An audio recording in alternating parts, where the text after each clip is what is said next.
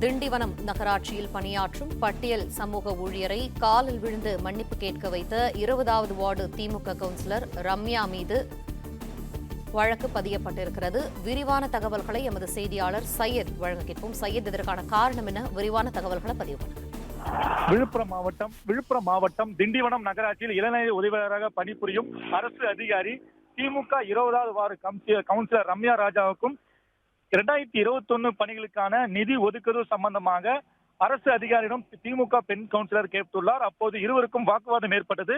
இந்த நிலையில் இது சம்பந்தமாக பெண் கவுன்சிலர் நகராட்சி சேர்மன் அலுவலகத்தில் அதிகாரிகளிடம் இது சம்பந்தமாக தெரிவித்தார். தன்னிடம் மன்னிப்பு கேட்க வேண்டும் என அரசு அதிகாரியை தெரிவித்துள்ளார்.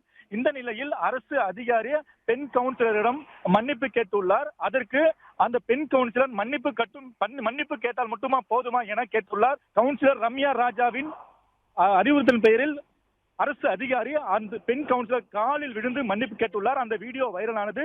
இது சம்பந்தமாக அரசு அதிகாரி முனியப்பன் கொடுத்த புகாரின் பெயரில் திமுக பெண் கவுன்சிலர் ரம்யா மற்றும் திண்டிவனம் நகரமன்ற தலைவர் கணவர் ரவிச்சந்திரன் ஆகியோர் மற்றும் அதிகாரிகள் மீது திண்டிவனம் போலீசார் வன்கொடுமை தடுப்பு சட்டத்தின் கீழ் தற்போது வழக்கு பதிவு செய்துள்ளனர். மேலும் தற்போது தொடர்ந்து திண்டிவனம் டிஎஸ்பி அரசு அதிகாரி முனியப்பனிடம் விசாரணை மேற்கொண்டு வருகிறார்.